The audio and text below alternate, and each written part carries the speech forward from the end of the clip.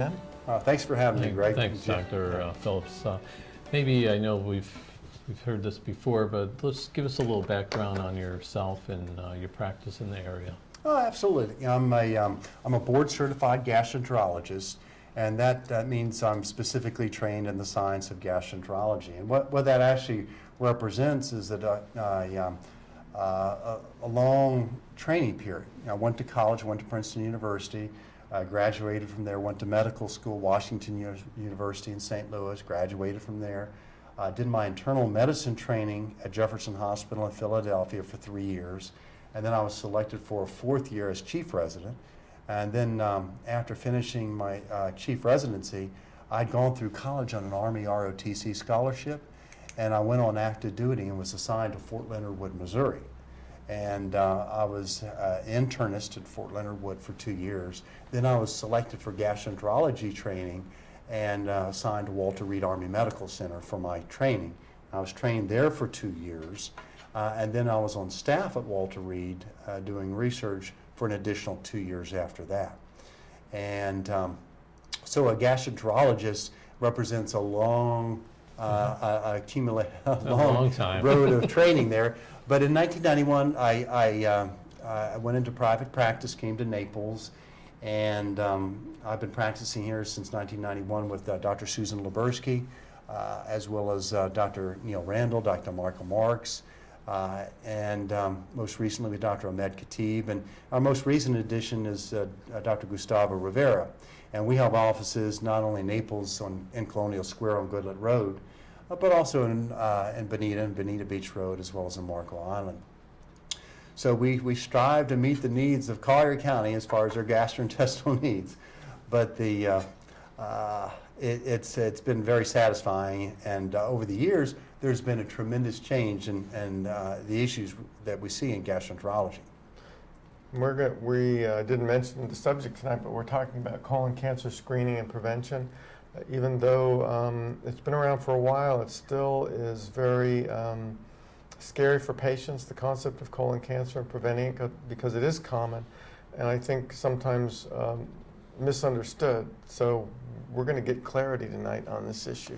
Well, exactly, and this is a good time to talk about it because there's been an evolution, as I said, in gastroenterology. Things are always changing, and there's been an evolution in our understanding of colon cancer, and there's been some recent developments with regard to new tests that I wanted to highlight tonight as well. But for years, it had been understood that screening for colon cancer was worthwhile because early studies in the 1980s and 1990s had demonstrated that if we can detect a colon cancer at an early stage, we could discover it and treat it and make a difference in terms of overall survival and improve the mortality. And so the old strategy, waiting till symptoms and then evaluating an individual, it was becoming increasingly clear with that strategy that people had such advanced disease by the time it was determined that they had a colon cancer that we weren't being as successful as we could. So early studies looking at screening had shown that we could detect cancers at an earlier stage and therefore make a difference. Now, one of the earliest studies that had been performed and showed that you could make an impact was testing for the presence of hidden blood in the stool, occult blood testing of the stool. And by doing that on a yearly basis, the premise was that you could identify blood that was shed from a developing colon cancer. It would be microscopic in nature and likely not observable by the individual, but nonetheless could be detected. And by finding that blood and then evaluating the individual with a colonoscopy, we could specifically diagnose then colon cancer. And it was found that that strategy was effective for improving survival and reducing mortality. And but then the notion was, well, gosh, if we can do a colonoscopy and detect an early cancer, maybe there's an earlier stage of cancer. And what had been presumed for many, many years in the 1980s, that colon cancer just didn't spring up, but it instead went through an evolution where a polyp was first formed, and that polyp over time evolved into cancer. That had been the presumption, but studies then clearly demonstrated that is indeed the case, that you have this sequence where, for example, you have a patch of tissue within the colon that's growing faster than it's supposed to, normal tissue that's growing faster, gradually accumulating one location, not allowed to spread out, and as it accumulates, it develops an appearance that looks much like a mushroom, a stalk, a head to it, but accumulating over a period of 3, 5, 7 years, and then further changes occurring within the DNA of those cells making up the polyp, and those abnormal DNA, which represent the accumulation of mistakes, finally accumulate enough mistakes that a cancer cell forms within the polyp. Then that grows up over a year or two into a full-blown cancer. So the notion was, well, gosh, if we can discover a polyp and remove a polyp, we can perhaps prevent a colon cancer from ever developing. And that was demonstrated in the 1990s, that we can actually prevent a colon cancer from developing by doing a colonoscopy on individuals who are susceptible. Now, inevitably, when I talk to people, they say, well, gosh, there's no history in my family, I'm not likely to get this. But if there's no history in your family, the lifetime risk of an American developing colon cancer is about 1 in 20. If there's a history of colon cancer in your family, like a brother, sister, mother, father, it's about 1 in 10. So there's a substantial risk to an individual, even if there's no experience in their family. And we've encouraged people to be screened, but it wasn't clear what age would be worthwhile to start this screening process. But studies done in the 1990s showed that the incidence of polyps begin to increase around the age of 50. So between that age group of 50 to 60, now we settle on the age of 50, we encourage people to go out and have a colonoscopy done. But I keep saying colonoscopy, and that's important, because not only does it allow you to detect colon cancer, but a colonoscopy allows you to actually prevent a colon cancer from developing. Now, I just assume my listeners know what a colonoscopy is, but let me just digress for a moment. A colonoscopy is where you take a flexible fiber optic instrument about the diameter of a pin, and while an individual is sleeping, we look at the entire extent of the colon or the large intestine, and during that examination, if we see a polyp, we go ahead and remove it and cauterize the site so it won't bleed. And then the individual awakens, and then that's a conclusion of the examination, typically about 10 to 15 minutes in duration. So that's what the essence of a colonoscopy is. Generally in good hands, a very safe procedure, but it has some risk. It has some risks in terms of bleeding or injury to the colon or perforation that can be substantial. And it's because of those risks that there's been an ongoing effort to look, is this really the best tool? Is there other tools that could be used to help screen for colon cancer? And the traditional one I mentioned a moment ago, testing for occult blood, hemoccult testing, it's been learned that although useful, it has a high incidence of false positives. So efforts were made to refine that, to reduce the false positive risk. And about 8 years ago, a very, very specific test was developed called a fecal immunoglobulin test that detects bleeding from the colon, microscopic bleeding, and it's very, very specific. So it allowed us an enhancement of this older tool in terms of screening. But still, the notion was the same, is that there would be a very large polyp or developing cancer that would shed blood that would be detected by this newer tool. Now, just in the last week, there's been an announcement from the FDA as well as Medicare with a new medication, or rather device, that allows us to screen for colon cancer, and it's called Cologuard. And it uses some novel technology to allow us to be able to detect a cancer at an early stage. So now we're developing a whole range of different tools to not only screen for colon cancer, and once again, colonoscopy allows you to screen but also prevent. But there are some circumstances where a colonoscopy is not right for everyone, or not preferred, and individuals want to have some other type of option. and instead of undergoing that examination. By the way, you might say, well, gosh, with such great tools, why do you need to have other tools available? You know, for example, a colonoscopy is extremely accurate, up to like 95% in terms of detecting issues. But the trouble is that even though we have these better screening tools, colonoscopy, easier screening tools like hemoccult testing, only about 45–50% of Americans who should have a screening examination done are having a screening examination done. So it's been a great frustration as you see the possibility of preventing colon cancer, reducing colon cancer deaths, and realize that, you know, perhaps more than half the individuals who benefit are not even bothering to have any kind of screening test done. And that's true. Those numbers I've just described to you is applicable to Medicare beneficiaries in particular, but it's even higher in individuals who are not Medicare beneficiaries in that age group from 50 to 65. So that's been some of the impetus, that's been some of the driving force behind trying to find newer technology to screen that would be sort of appealing to individuals.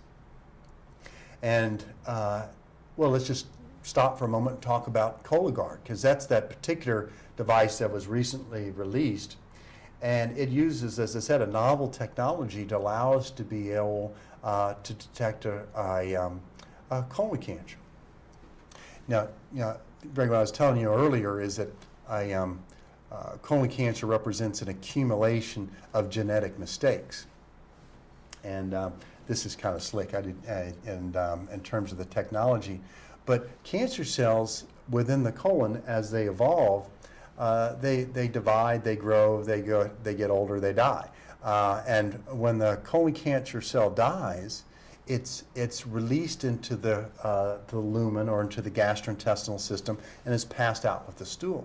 Now, DNA, which represents the contents of each cell, cancer cell as well as normal cell, is fairly stable molecule, and it's not digested, it's not broken down within the colon, and so the DNA of cancer cells can be actually detected using this technology called a polymerase chain reaction, which allows us to detect tiny amounts of certain DNA.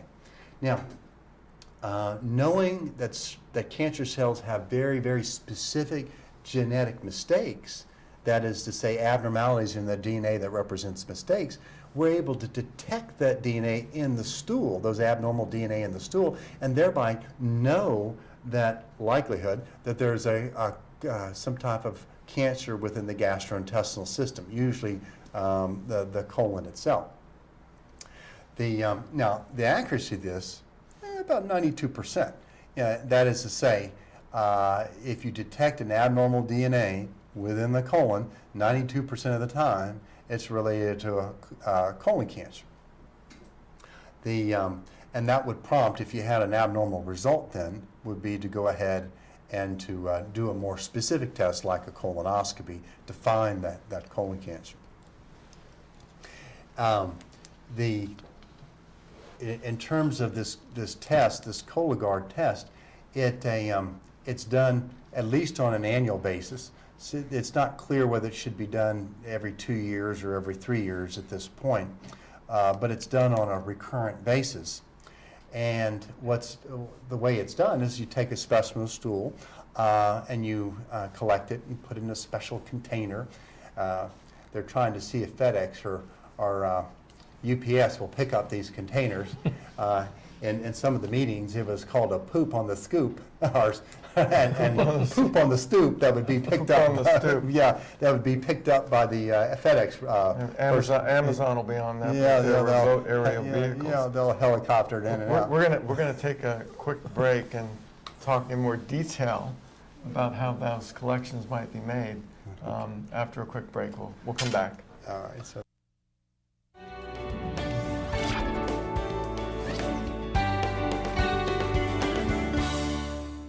When picking a realtor, don't just pick anyone. Pick someone with experience. Pick someone with a proven track record. Pick a realtor like Jim York from Downing Fry Realty, the #1 brokerage with the most real estate transactions in the area. My husband and I had very specific ideas about what we wanted in our new home. Jim York was able to help us find the home that was ideal for us. With over 20 years of real estate experience in Southwest Florida, Jim York has negotiated over $200 million in sales contracts. Selecting the right realtor is a critical decision that can earn you thousands when selling or save you thousands when buying. Jim also helped us with a mortgage lender and a good real estate attorney. He went that extra mile, and his experience says it all. Call Jim York for a no-obligation meeting at 239-273-6727 or visit his website, www.naplesyorkrealestate.com.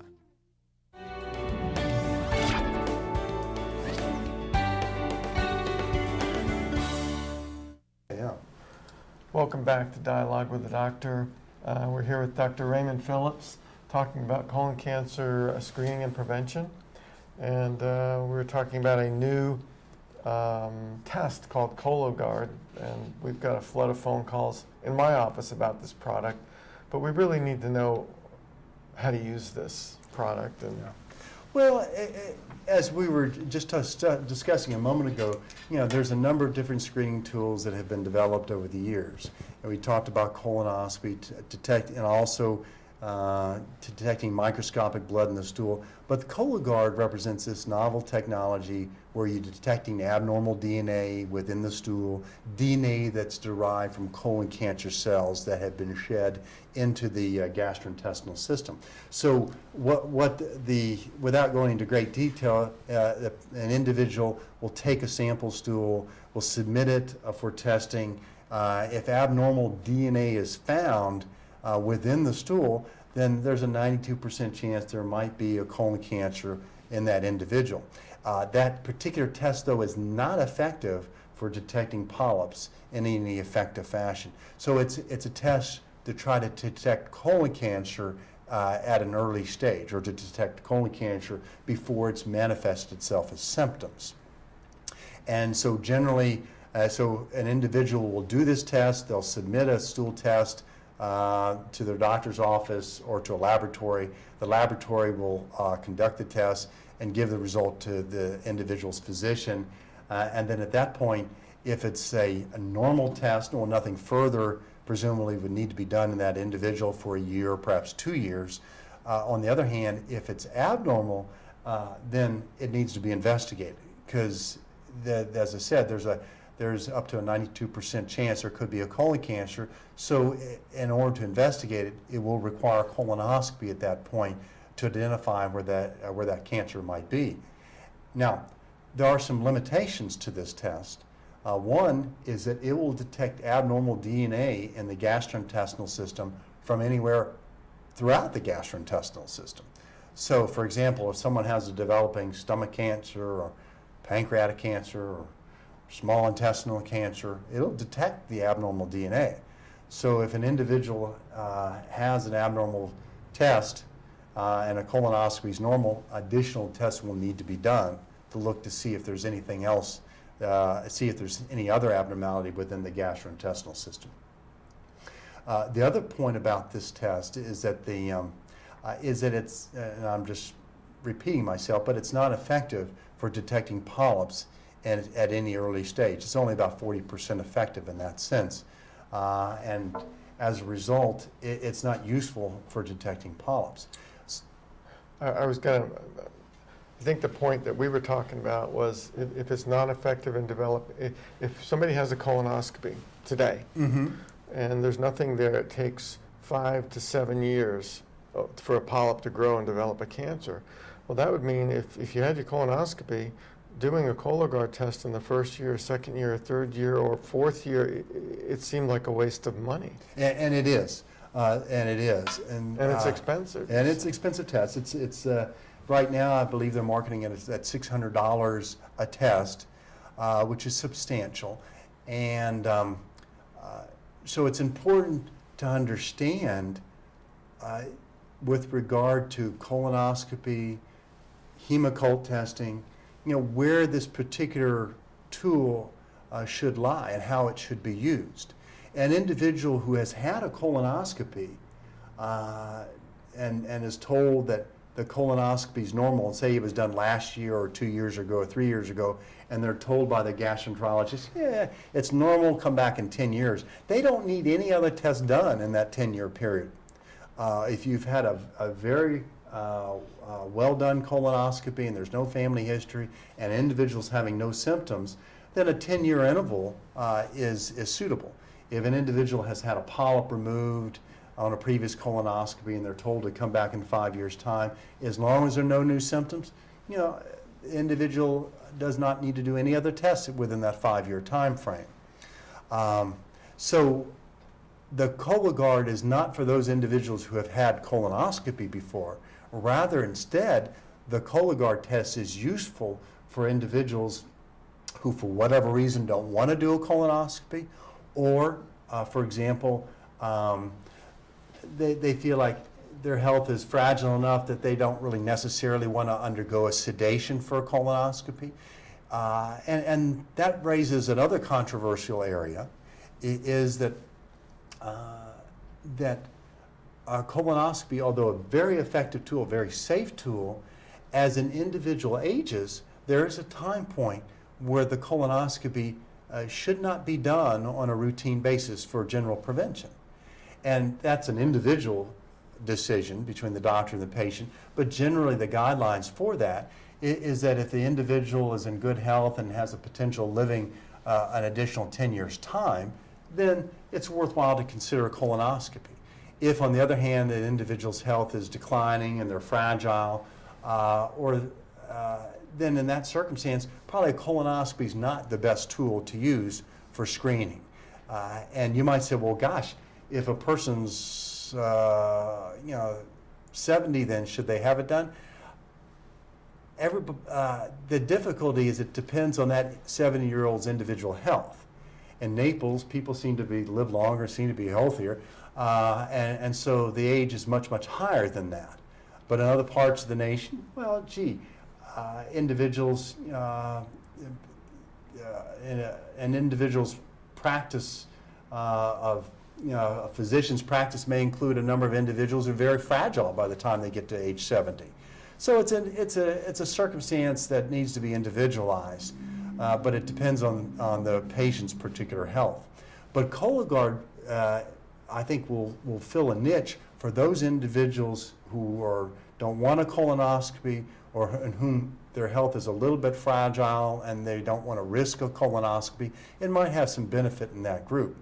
But as far as its role, again, its role is to detect colon cancer. It doesn't prevent colon cancer.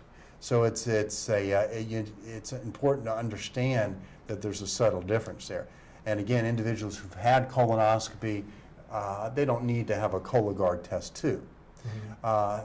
Increasingly, when we practice, we like to be effective about what we do. We like to be very effective on what we do. But in this environment that we're in right now in terms of healthcare, we like to be very, very cost efficient.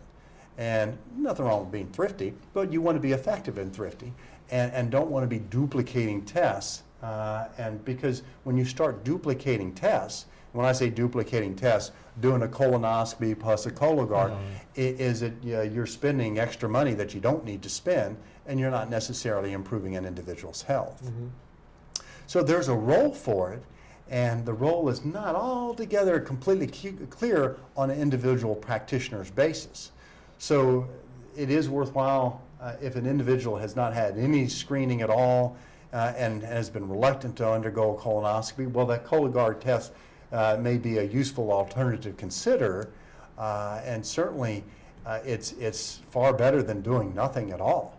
And now there's a whole range of options, and doing nothing at all increasingly becomes clear that if indeed you develop colon cancer, it's not something that you necessarily can escape. It will cause you symptoms. It will require some type of intervention because it will lead to a blockage. It will lead to intractable bleeding. It will require an operation.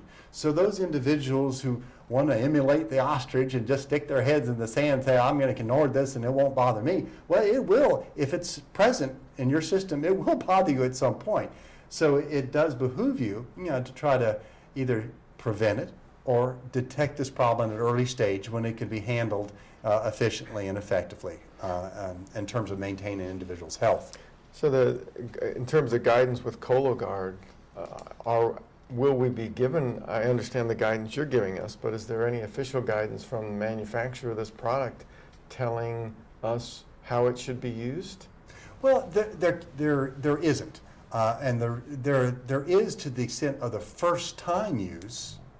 Okay. That is to say, first time use would be an individual who's eligible for screening after the age of 50 or who, for whatever reason has not been screened in some fashion or doesn't want to have a colonoscopy or can't have a colonoscopy for medical reasons. It would have a role in that circumstance. But the recurring use of this, that is to say, an individual has this at age 65 and it's normal. Well, what do they do at age 66 or 67 or 68? And it's not really clear what interval should be pursued. So it's not a substitute for a colonoscopy. It's not a substitute for those individuals who cannot or will not have a colonoscopy. I think it's a good alternative. Okay. But as far as if the question is which is a better test, all things being equal, the colonoscopy is the best test because not only does it allow you to detect a problem in terms of a cancer, but it allows you to prevent a problem in terms of polyp and prevent it from maturing into cancer. Oh, by the way, if the Cologuard test is abnormal, you are going to need a colonoscopy because all the Cologuard test tells you is that there's a colon cancer somewhere in the 5 feet of your colon, and you don't want to be removing your entire colon. You want to have a little bit, give the surgeon some clarity about where this is so they can refine their technique and identify that. That means having a colonoscopy. Well, I'm very happy that you're giving us clarity on this test. Thank you very much. I really appreciate you coming and talking to us again about colon cancer, and we look forward to having you back again. All right, thanks, Jim. Greg, I enjoyed being here.